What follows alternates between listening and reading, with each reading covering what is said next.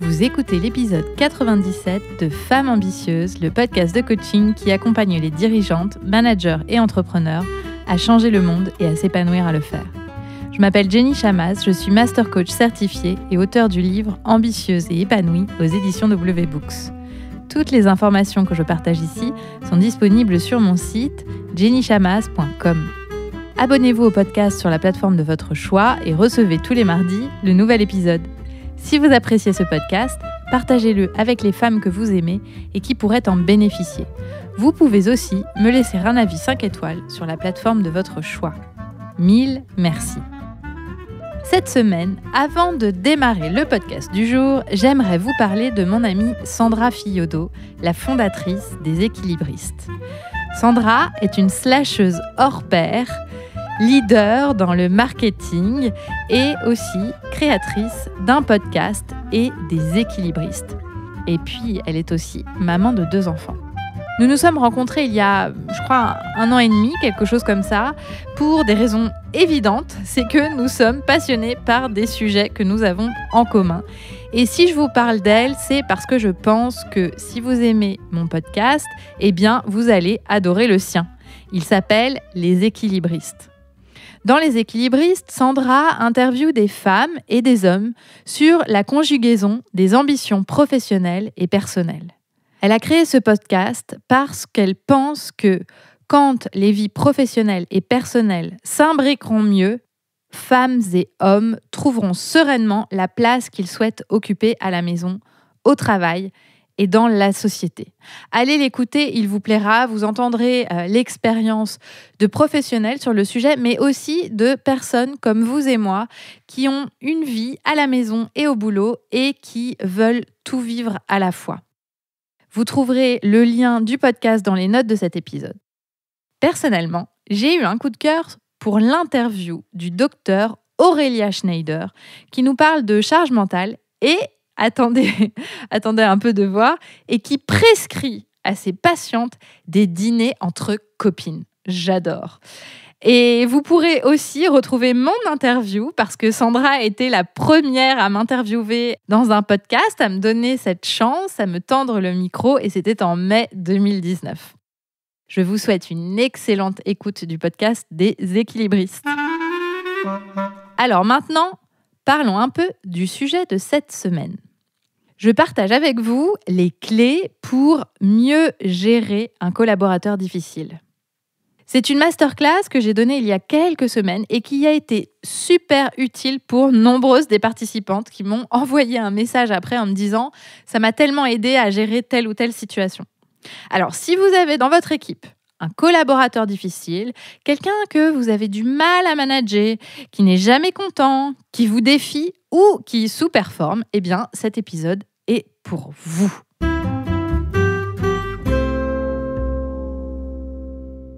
Cette question, je l'aime beaucoup, comment gérer un collaborateur difficile. Je l'aime beaucoup parce que j'y ai été confrontée, ça m'a parfois tétanisée. Et je l'aime beaucoup aussi parce que j'accompagne très, très régulièrement mes clientes sur ces sujets-là et je vois comment, quand on décortique ces sujets, eh bien, tout à coup, on voit plein d'opportunités sur justement comment gérer une personne difficile. Alors, je vais vous partager mon histoire d'une collaboratrice difficile. Donc, je suis arrivée en Corée en 2015 et j'avais une équipe, ils étaient 8 et donc je prenais un poste, donc je récupérais une équipe et au sein de cette équipe, il y avait une femme qui était finalement la plus experte de l'équipe et qui m'a beaucoup aidée au démarrage pour vraiment me saisir des sujets du pays, de l'équipe, etc. Cette personne-là, j'ai très vite constaté que si elle était brillante et performante, elle avait aussi par ailleurs un comportement qui n'était pas toujours professionnel. Par exemple, de façon factuelle, qu'est-ce qu'elle faisait ? Eh bien, quand on lui demandait quelque chose, elle répondait sur un ton plutôt agressif. Elle faisait la tête en réunion ou regardait son portable. Et puis, elle avait l'habitude de faire des messes basses dans un open space. Et je voyais qu'il se passait quelque chose au sein de l'équipe. Je sentais des tensions. Je n'étais pas capable de mettre le doigt dessus, mais je voyais qu'il y avait quelque chose. Cette personne qui était dans mon équipe m'a fait m'interroger de nombreuses fois sur ma capacité à l'idée, sur ma capacité à emmener mes équipes avec moi. Et combien de fois je me suis dit, oh là là, mais si elle n'était pas là, ce serait tellement mieux, ce serait tellement plus facile, ma vie serait tellement plus facile.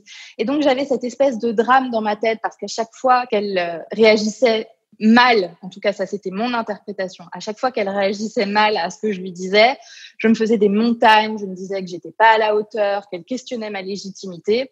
Et puis, par ailleurs, j'avais des difficultés à vraiment la leader concrètement. Et ce que je constatais, c'est que les gens de mon équipe avaient peur de cette personne. Quelque part, elle les dominait un peu. Avec elle, j'ai fait de nombreuses erreurs. En fait, comme elle était brillante, comme elle performait extrêmement bien, comme elle créait de très bons résultats au sein de la boîte, je l'ai poussée. C'est-à-dire que j'ai fait fi de son comportement et je me suis dit que c'était quelqu'un qui pouvait évoluer. Première erreur. Deuxième erreur, parfois, j'ai été lâche et je n'ai pas osé donner de feedback, même quand je voyais que c'était nécessaire parce que vraiment, c'était pas professionnel la façon qu'elle avait de se comporter. J'ai essayé de la retenir le jour où elle a démissionné parce que je pensais que sans elle, j'allais pas y arriver. Et quand je lui donnais des feedbacks, parce que évidemment, j'ai travaillé là-dessus et donc pendant 3 ans, j'ai progressé. Je vous parle du début et puis après, il y a eu de la progression.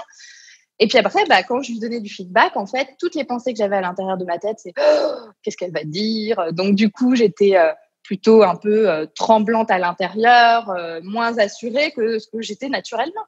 Tout ça parce que j'avais toute une conversation à l'intérieur sur moi qui était j'ai peur de sa réaction, j'ai peur de ce qu'elle va penser de moi, si ça se trouve, elle va me dire quelque chose et je vais pas avoir la répartie nécessaire, etc. Donc ça a été mon expérience. Et en fait, la raison de cette masterclass, c'est que je veux vous aider à aller beaucoup plus vite que moi à l'époque. Parce que moi, à l'époque, j'avais pas tous les outils que j'ai maintenant. Et du coup, j'étais en plein dans mon drame intérieur et j'avais vraiment personne pour m'aider. D'autant plus que mon manager, qui était vraiment un mentor et quelqu'un de génial, à qui, du coup, j'avais exposé ce problème et demandé des conseils, aimait tellement cette personne dans mon équipe qu'il n'a jamais eu le recul nécessaire pour m'accompagner sur ce leadership. Donc, j'étais face à moi-même et j'ai pas su tout de suite comment faire. Ça m'a pris du temps. Et donc, je veux vous faire gagner ce temps-là. Déjà, la première chose que je souhaite vous dire, c'est que si vous avez une personne difficile dans votre équipe, eh bien, c'est une excellente opportunité pour vous améliorer en tant que leader. Pourquoi ? Déjà parce que vous verrez, que ce soit votre première équipe, que ce soit votre 5e équipe, votre 10e équipe, vous aurez toujours dans votre équipe un collaborateur difficile. Il n'y a jamais des moments où ça se passe mais vraiment super bien, ou alors ces moments sont courts parce que les gens arrivent, les gens partent, le temps de constituer une équipe qui est vraiment la vôtre, ça prend du temps parce que vous récupérez une équipe qui vient d'ailleurs. Les instants où tout roule sont extrêmement courts. Il faut en profiter. Mais les collaborateurs difficiles font partie du lot de tout leader. Première chose. J'aimerais revenir sur la pensée, le collaborateur difficile. Parce qu'un collaborateur difficile, c'est une interprétation. Pour certaines personnes, par exemple, la collaboratrice que j'avais, certaines personnes m'auraient dit « Ah ouais, c'est vrai qu'elle était vraiment difficile ». D'autres personnes m'auraient dit « Non mais attends, moi je te gère ça en 2 minutes ». Donc c'est vraiment une affaire d'interprétation, d'accord ? Et donc ici, j'aimerais qu'on fasse le tri entre ce qui est de l'ordre du factuel, c'est-à-dire le collaborateur en tant que tel, et toutes les circonstances qui sont neutres, qui caractérisent ce collaborateur. Et puis, il y a de l'autre côté toutes les pensées que vous avez au sujet de ce collaborateur difficile. Donc, pour être très concrète, qu'est-ce que ça veut dire ? Ce qui est neutre, ce qui est une circonstance, ce qui est un fait, c'est le nom de votre collaborateur, c'est son âge, c'est son poste, c'est son niveau d'expérience, ce sont les mots qu'il emploie dans une conversation, les phrases qu'il vous dit. Tout ça, c'est factuel.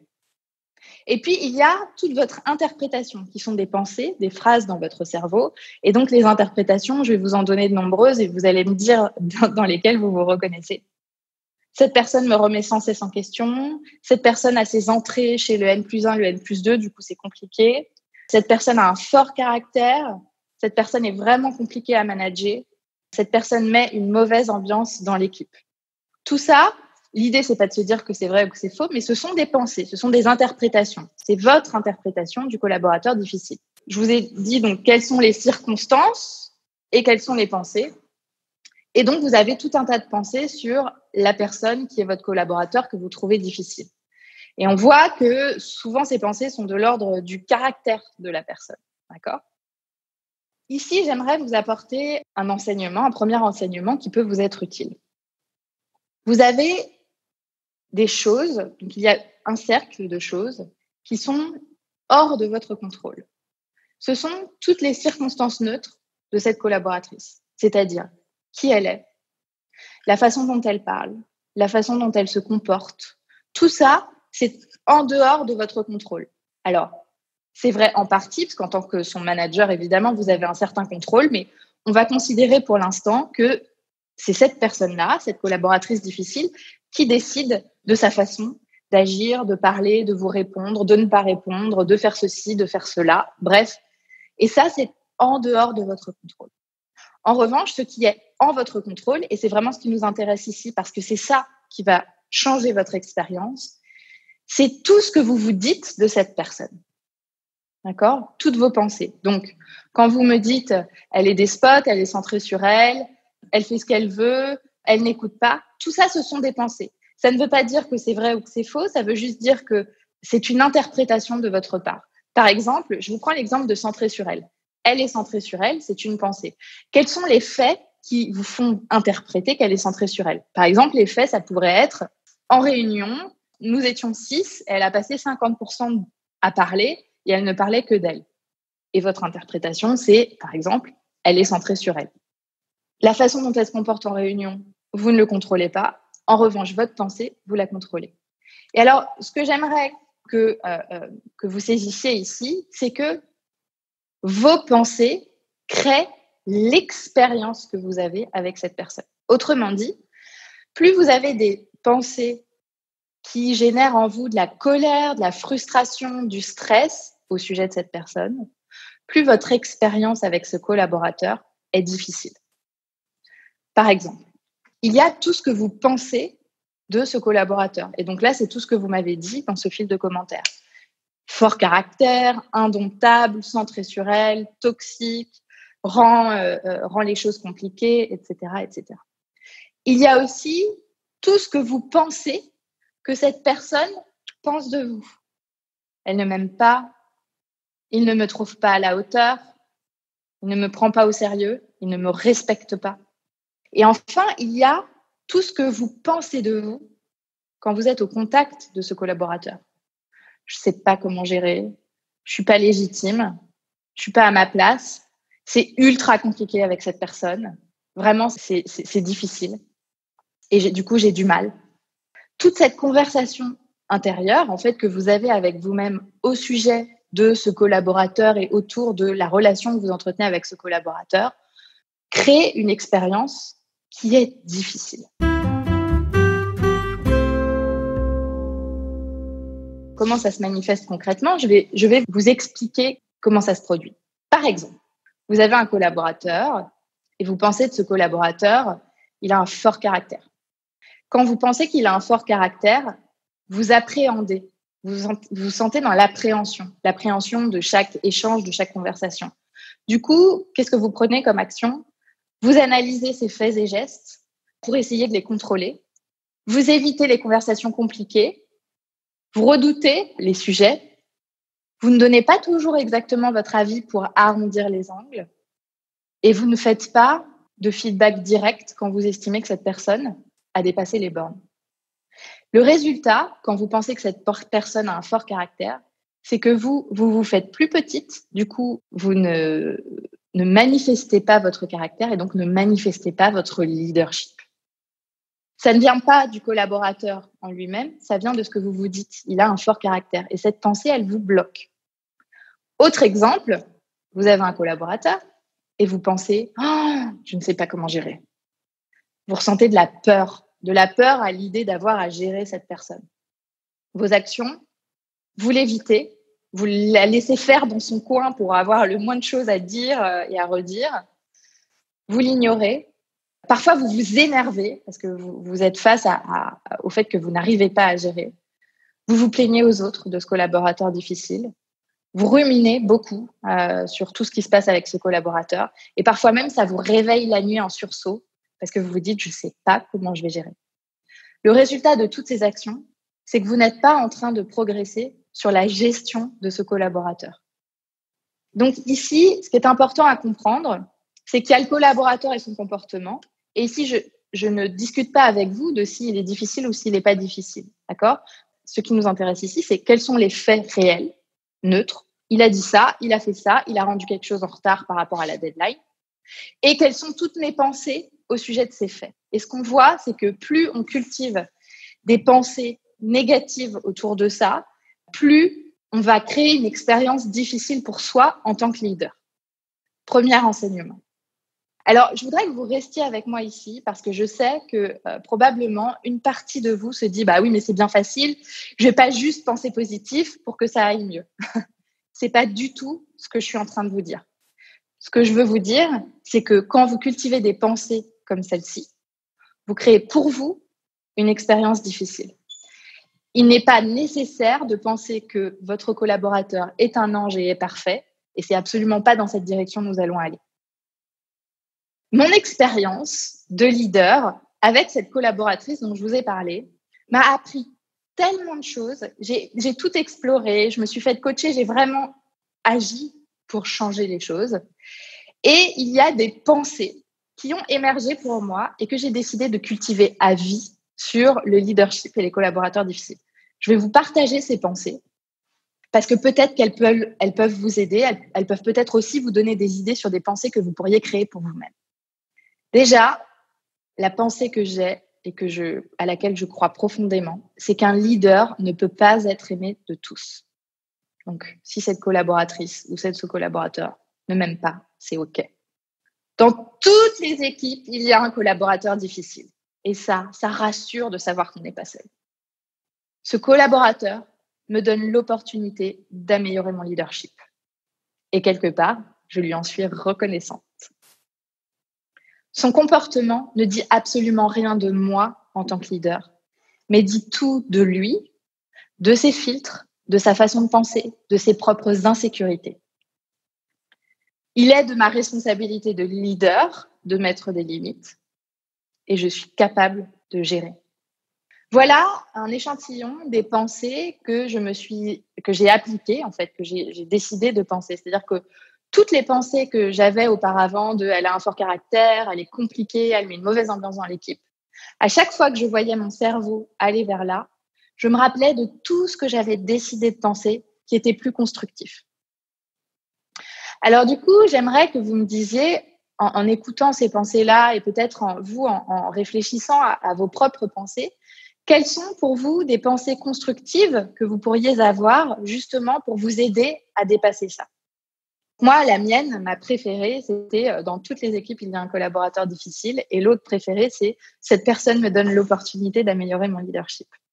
C'est exactement ce genre de pensée que vous allez pouvoir convoquer déjà pour vous mettre dans un état d'esprit et dans un état émotionnel qui vous aide à avancer sur ce sujet.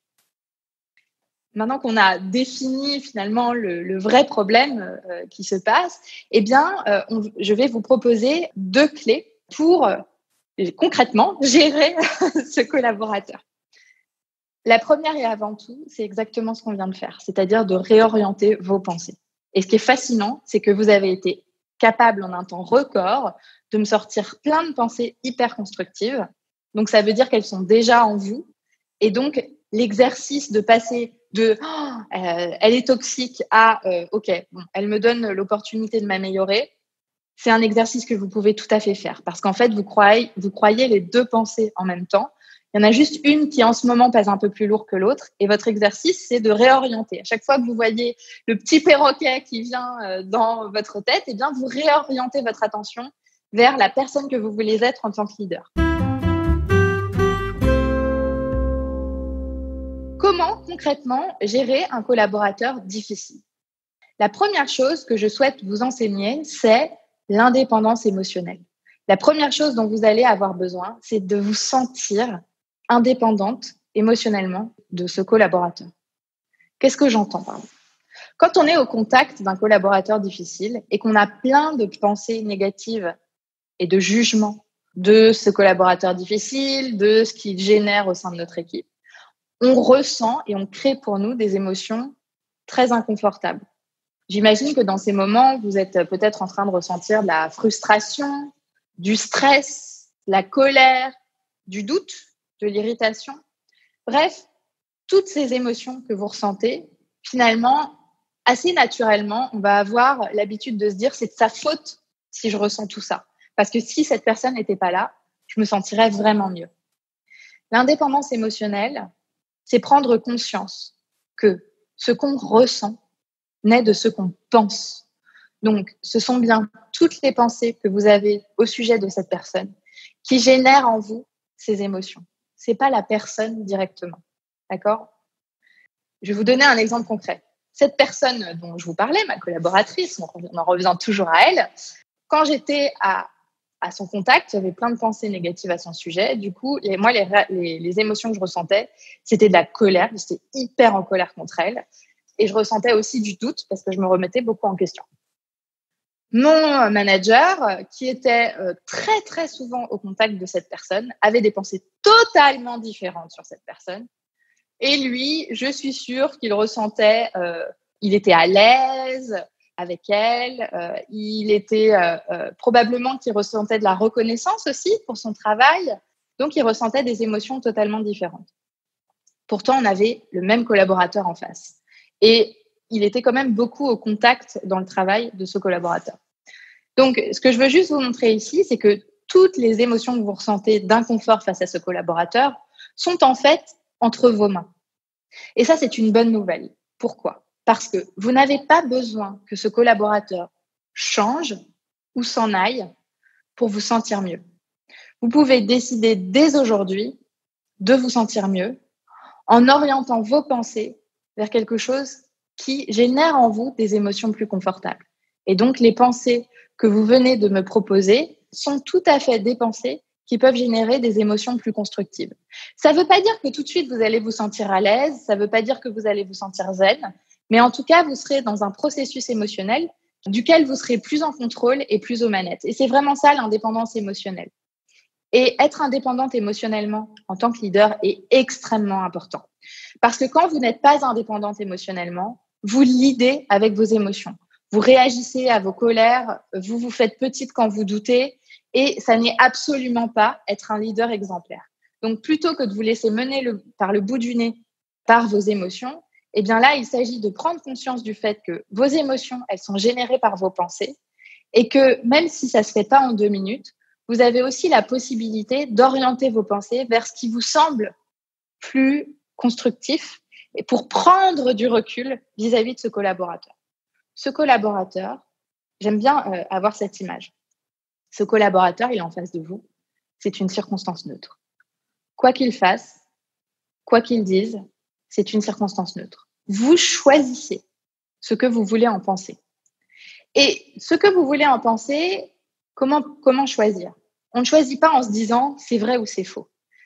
Finalement, ça a peu d'importance. Est-ce que c'est vrai que cette personne met une mauvaise ambiance dans l'équipe, qu'elle est toxique ? Est-ce que c'est faux ? Cette discussion importe peu. Ce qu'on constate, c'est que quand vous vous dites de cette personne qu'elle met une mauvaise ambiance dans l'équipe et qu'elle est toxique, vous allez vous sentir mal. Donc l'idée ici, c'est plutôt de se dire, OK, j'ai cette personne, elle est neutre en face de moi. Je vais décider de penser qu'elle me donne l'opportunité de montrer quel leader je suis. Et là, vous allez générer des émotions qui sont plus faciles à gérer pour vous. Ce que ça va vous permettre de faire, cette indépendance émotionnelle, eh bien, c'est de prendre la responsabilité de vos émotions. C'est de ne plus attendre que le collaborateur change pour vous sentir mieux, mais de prendre le contrôle de comment vous vous sentez. De ne plus attendre qu'il vous trouve légitime et qu'il vous respecte pour vous trouver vous-même légitime et vous respecter en tant que leader. Et vous allez donc vous autoriser à être la leader que vous voulez être, quel que soit son comportement. Un leader, et je veux que vous reteniez ça parce que c'est vraiment important, un leader exemplaire, il est indépendant émotionnellement. Il ne blâme pas les autres pour ses difficultés. Il en prend la responsabilité. Il teste, il ose et il développe ses compétences. Et il prend des décisions et établit des limites quand c'est nécessaire. Premier outil, l'indépendance émotionnelle. Et maintenant, on va passer à concrètement, quand on est indépendant émotionnellement, ça nous permet de prendre du recul et de la distance. Et du coup, ça nous permet de gérer les comportements qui ne sont pas professionnels. Donc, on va passer à maintenant comment les gérer. Un collaborateur dont les comportements ne sont pas satisfaisants au regard de ce que vous attendez professionnellement de vos collaborateurs doit recevoir un feedback. On ne peut pas laisser un collaborateur faire ce qu'il veut. C'est vous le chef, c'est vous la leader, c'est vous qui leadez, c'est vous qui établissez les règles et qui établissez les limites. Donc, un comportement non professionnel doit absolument être adressé. C'est pas possible de laisser passer. Parce que si vous laissez passer, vous ouvrez la porte à d'autres comportements qui se répètent. Vous ouvrez aussi la porte aux autres personnes de votre équipe de faire la même chose, ou en tout cas de penser que ça ne va pas, il y a des choses pas claires qui se passent et que vous ne les prenez pas en main. Alors, pourquoi vous devez faire des feedbacks, et notamment des feedbacks réguliers si vous êtes face à quelqu'un que vous avez vraiment besoin de gérer et de travailler? Ça donne à ce collaborateur la possibilité de s'améliorer. Et en tant que leader, une des choses que j'aime bien penser, c'est que quelque part, quand on démarre avec quelqu'un, on doit lui attribuer la confiance pour lui permettre de faire ce qu'il a à faire.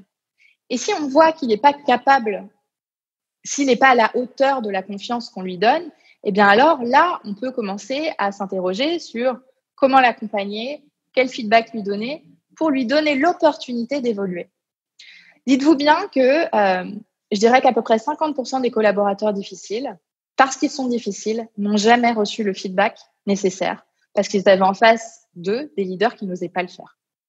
Mais ces personnes-là, collaborateurs difficiles, une partie d'entre elles auraient vraiment envie de changer si elles recevaient du feedback. C'est pas parce que ces personnes, on les a laissées faire pendant des années et des années au sein d'une boîte qu'on doit continuer à laisser faire. Et là, je veux revenir à la collaboratrice que j'ai récupérée, que personne n'avait jamais challengé.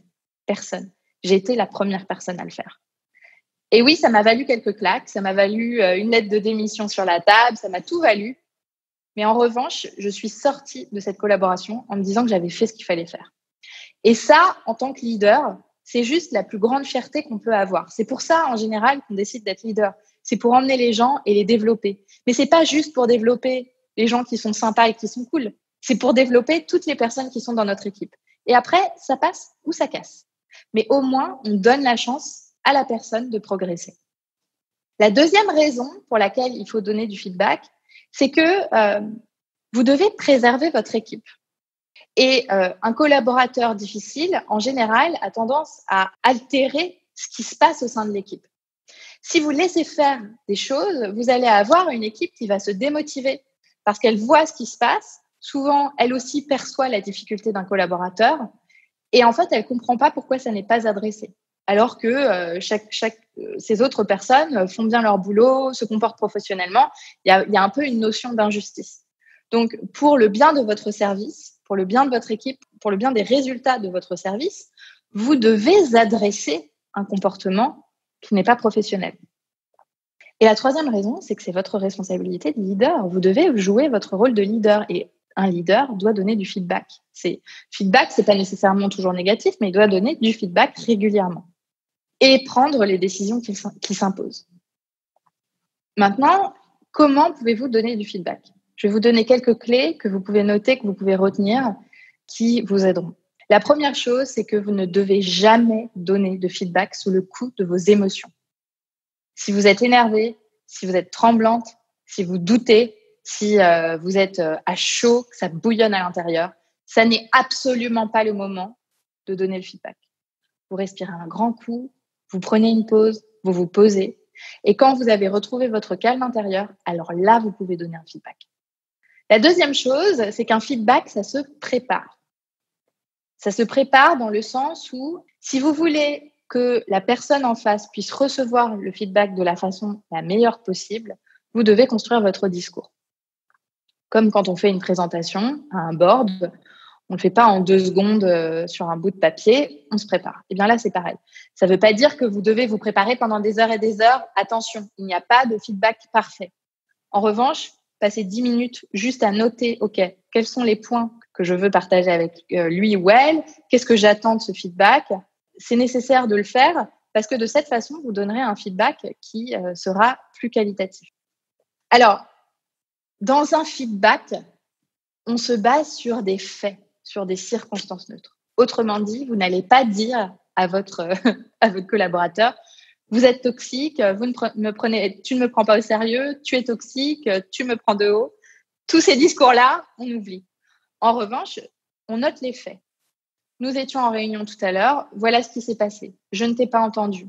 Ou alors, ta réaction à cette proposition était brusque, tu as élevé la voix. C'est pas un comportement professionnel que j'attends de ta part. Pourquoi ça s'est passé comme ça? Donc, vous allez lister les faits et rappeler les faits à la personne. Parce que cette personne, pour elle, ça se trouve, ces faits ne disent rien de non professionnel. Peut-être que personne n'a jamais pointé du doigt. Et la deuxième raison, c'est que les faits, la personne en face ne pourra jamais rien en redire. Si vous ne dites que les faits, vous allez forcément tomber d'accord. Parce que les faits peuvent être attestés par tout le monde. On était bien en réunion de 8 à 9, on parlait bien de ce sujet-là, tu as bien dit ça. C'est indiscutable. Et donc, ça vous met dans une position de force parce qu'il n'y a pas de sujet à discussion. Donc, vous rappelez les faits et vous posez des questions ouvertes. Vous lui demandez pourquoi ça s'est passé comme ça, pourquoi elle a réagi comme ça, pourquoi elle a dit ça. Vous la laissez parler et vous écoutez. Vous ne réagissez pas. Vous prenez. Dans la plupart des cas, la personne va avoir envie de se justifier. C'est pas grave, laissez-la faire. Une fois qu'elle a dit tout ce qu'elle avait à dire, vous reprenez le lead et vous lui dites clairement et sans émotion ce que vous attendez d'un collaborateur à sa place, ce qui est acceptable et ce qui n'est pas acceptable, et quelles sont les attentes qui démarrent dès maintenant et pour les semaines à venir. Et vous pouvez aussi partager, si c'est nécessaire, un follow-up de cette discussion qui aura lieu plus tard. Une fois que le sujet est adressé une fois, si vous voyez la personne refaire la même chose, vous lui dites immédiatement. Vous ne laissez pas passer. Et de cette façon, vous allez voir que la limite est posée. Si la personne décide de ne pas respecter la limite, si la personne décide de ne pas écouter le feedback, c'est de sa responsabilité. C'est sa zone de contrôle à elle. Et dans ce cas-là, vous pouvez prendre les mesures qui s'imposent. Mais au moins vous aurez géré votre zone de contrôle. Vous aurez été la leader que vous voulez être. Vous aurez adressé le sujet de façon calme et posée, construite, basée sur les faits. Et donc, vous lui aurez donné l'opportunité de s'améliorer, de gérer le problème. Et si elle ne le fait pas, eh bien, c'est à vous de décider quelle est la prochaine étape. Donc, voilà vraiment comment vous pouvez donner un feedback. Donc, finalement, ce que vous avez vu là, c'est qu'il y a 3 leviers sur lesquels vous pouvez travailler pour mieux gérer un collaborateur difficile. Le premier levier, c'est votre état d'esprit et c'est tout ce qui se passe dans votre cerveau. Entre toutes les pensées par défaut qui arrivent et qui rendent cette expérience difficile et toutes les pensées que vous auriez envie d'adopter en tant que leader pour servir votre développement. Ensuite, il y a le travail d'indépendance émotionnelle et de comprendre que ce collaborateur n'a pas besoin de changer pour que vous vous sentiez mieux et que vous êtes responsable de vos émotions parce que ce sont vos pensées qui créent vos émotions. Ça vous permet de prendre du recul. Et enfin, troisième clé, c'est vraiment le feedback que vous devez actionner aussi souvent que nécessaire. Vous êtes entrepreneur, manager ou dirigeante et souhaitez apprendre à reprogrammer votre cerveau pour mieux l'aider? Je suis la coach qu'il vous faut. Je propose un programme de coaching de 6 mois pour des leaders ambitieux et motivés qui veulent changer les choses pour elles, aller plus loin dans leur développement professionnel, tout en s'épanouissant à le faire. Si vous vous reconnaissez, que vous avez le désir de vivre une vie intentionnelle et épanouie et d'affronter les challenges et les risques sur le chemin de vos objectifs, ce programme est fait pour vous. Pour en bénéficier, vous pouvez cliquer sur le lien dans les notes de cet épisode ou vous rendre directement sur mon site jennychamas.com et cliquer sur « Travailler avec Jenny ».